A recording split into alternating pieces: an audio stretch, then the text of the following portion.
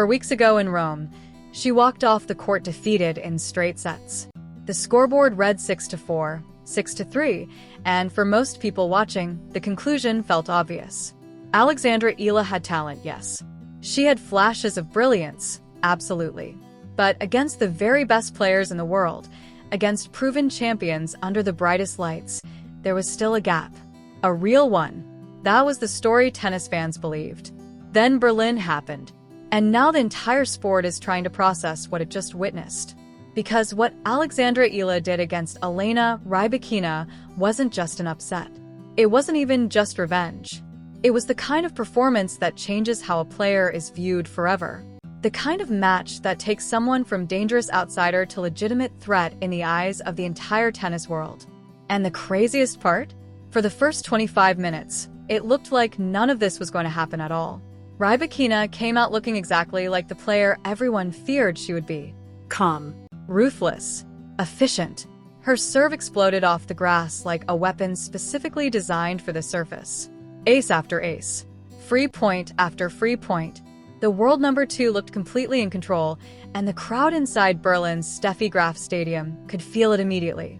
At 4-1 in the opening set, the match already felt familiar. Too familiar. Because this was exactly how these matches are supposed to go when a reigning Australian Open champion faces a rising player ranked outside the top 30. The favorite establishes dominance early. The underdog hangs around for a few games. Then reality takes over. That's what everyone thought they were watching unfold. And honestly, why wouldn't they? Elena Rybakina is not just another elite player. She's one of the most intimidating forces in women's tennis. A former Wimbledon champion, one of the cleanest ball strikers on tour, a player whose serve is statistically among the most dominant in the entire sport. When she gets ahead on grass, matches usually become exercises in survival for whoever is standing across from her. Alexandra Eala knew that better than anyone, because she had already lived through it once before. Their first meeting came in Rome during the Italian Open, one of the biggest tournaments outside the Grand Slams. Eala had arrived there carrying momentum and belief after a strong stretch of results. She'd fought through tough rounds, earned her place in the third round, and looked ready for the biggest challenge of her young career. Then she ran into Rybakina, and the match was brutally clear. Rybakina controlled the rallies, controlled the pace, controlled the pressure. Straight sets. No dramatic comeback. No magical turning point. Just a reminder of how difficult the jump from talented prospect to genuine contender really is. For rising players, losses like that stay with you. Not publicly. Athletes are trained too well for that. They give calm interviews. They talk about learning experiences, growth, positives. But internally, defeats like that leave marks. They create questions that only another opportunity can answer. Can I really beat players like this? Can I actually survive these moments? Do I belong here permanently or only occasionally? That's the emotional weight Alexandra Eala carried into Berlin. And if we're being honest, not many people expected her to answer those questions the way she did. Even getting into the tournament felt uncertain at first. Eala entered Berlin as a wild card, essentially an invitation into one of the strongest grass court events of the season. Wild cards are complicated in tennis. They can feel like opportunity, but they can also feel like judgment. Like the tournament believes in your potential more than your current standing does. Some players shrink under that pressure. Eala didn't. Her first-round opponent was Donna Vekic, fresh off winning Queen's Club and playing some of the best grass court tennis of her career. Another terrible draw. Another match where the odds leaned heavily in the other direction. And once again, Eala found herself under pressure.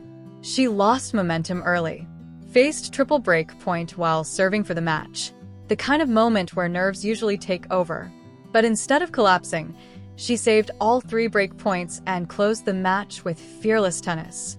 Afterwards, she said something simple that barely registered at the time. She's fighting back, but I'm also a fighter. At the time, it sounded like a routine post-match quote. Now it feels like the entire theme of her Berlin run. Because against Rybakina, she was about to prove just how real that mentality had become. Back to that opening set. Down 4-1. Rybakina serving bombs. The crowd expecting a routine finish. And somewhere in that moment, something shifted. Not dramatically at first. No huge celebration. No emotional explosion. Just small signs that Eala was refusing to disappear. A clean return deep into the court. A backhand winner struck without hesitation. Longer rallies beginning to lean her direction. The scoreboard still favored Rybakina, but the energy of the match started changing. Quietly, gradually, then all at once. Eala broke back, then held. Then suddenly the set was level at 4-all, and the entire stadium realized this wasn't following the script anymore. You could feel the tension change in real time. Because this is the thing about elite athletes. They can sense when momentum starts slipping. And for the first time in the match, Rybakina looked slightly uncertain. Not panicked. Champions like her rarely panic, but surprised. Forced to think. Forced to adjust. And Alexandra Eala kept swinging. When Rybakina moved ahead 5-4, many players would have mentally accepted that the comeback effort had probably come too late. Not Eala. She attacked again. Played freer, braver, cleaner. 3 straight games later, she had stolen the set 7-5. Stolen might not even be the right word. She earned it. Completely. And suddenly the atmosphere inside the stadium transformed. Phones came out. Conversations changed. The audience that had expected a showcase for the favorite was now watching something far more compelling. A young player discovering in real time that she might actually be good enough to beat one of the best in the world. That realization is dangerous. Because once belief enters a match like this, everything changes. The second set proved it. Rybakina opened by holding serve, trying to reset the match and remind everyone who she was. Grand Slam champions don't disappear quietly. But Eala didn't back down. She matched the intensity point for point, built a 4-2 lead, and from there, the pressure shifted completely onto Rybakina's side of the net. Now, the favorite was the one searching for answers. Now, the world number 2 was the one feeling the crowd lean toward the underdog. And Eala kept playing with astonishing calm for someone standing in the biggest moment of her career. No panic. No rush decisions. No signs that the occasion was swallowing her whole. When match point finally arrived, the tension inside the stadium was unreal. Rybakina missed a backhand. The ball sailed long. And for half a second, Eala almost looked frozen, like her mind needed time to catch up with what had just happened. Then came the roar. Pure emotion. Not manufactured. Not rehearsed. Real. Final score, 7-5, 6-4. 1 hour and 32 minutes that completely altered the narrative surrounding Alexandra Eala. But strangely enough, the moment everyone kept replaying afterward wasn't even the handshake. It was what happened next. Still emotional. Still visibly shaking. Before the post-match interview had even properly settled in, Eala picked up her phone and called her father right there beside the court. In front of the cameras. In front of the crowd. In front of everyone watching around the world. No polished media training. No carefully prepared speech. Just a daughter calling home after the biggest win of her life. "We were screaming," she said later, smiling through the adrenaline. "My mom was there too. I'm really happy." And maybe that's the reason this moment resonated so deeply with people. Sports fans can recognize authenticity instantly. In an era where so many athlete interviews sound carefully filtered and emotionally neutral, Eala's reaction felt human in the purest possible way. She wasn't trying to create a viral moment. She was living one. That authenticity spread across social media almost immediately. Clips of the phone call exploded online. Tennis fans who hadn't watched the match suddenly wanted to know who Alexandra Eala was. And longtime followers of the sport started asking a much bigger question. Is this just one incredible upset? Or is this the beginning of something much larger? Because here's what makes this victory different from a random surprise result. It fits a pattern. This wasn't Eala's first major scalp. She had already beaten Madison Keys. Already beaten Coco Gauff. Already beaten Iga Swiatek. Those wins weren't accidents. Now she had added Elena Rybakina to that list too. That matters. Upsets happen in tennis all the time. But repeated wins against elite opponents across multiple surfaces and tournaments, That's not luck anymore. That's evidence. Evidence that the ceiling might be far higher than people realized. And perhaps the most important detail of all is this. The version of Alexandra Eala who lost in Rome is not the same version who walked onto the grass in Berlin. Not technically, not mentally, not emotionally. Rome taught her what the level looked like. Berlin proved she could reach it herself. That's a massive difference. Because tennis at the highest level is rarely just about talent. Everyone has talent.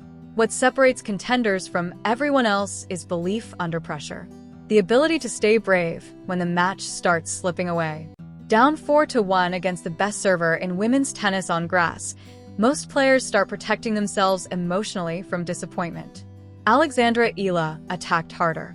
That's the part that should scare the rest of the tour. Not the ranking, not the headlines, the mindset. Because players don't usually come back from a loss like Rome this quickly unless something inside them has fundamentally changed. And now Wimbledon is approaching. That changes everything. A few weeks ago, opponents might have looked at Alexandra Eala's name in the draw and seen a talented young player capable of causing problems on a good day. After Berlin, they see something else entirely. A player who has already proven she can beat Grand Slam champions. A player who now walks onto grass courts carrying genuine confidence instead of hopeful ambition. A player who no longer needs permission to believe she belongs. That is an entirely different threat, because confidence in tennis is cumulative. One breakthrough win becomes another fearless performance later. One comeback becomes proof that no deficit is impossible. The memory of surviving pressure becomes armor in the next big moment. Berlin may end up being remembered as far more than a great tournament run. It might be remembered as the week Alexandra Eala stopped being promising and started becoming inevitable. And that's why tennis fans are losing their minds over this result tonight. Not simply because she beat Elena Rybakina, but because of how she did it. Because of what it revealed. Because for the first time, the future stopped looking far away. It stepped directly onto center court and announced itself in front of the entire tennis world.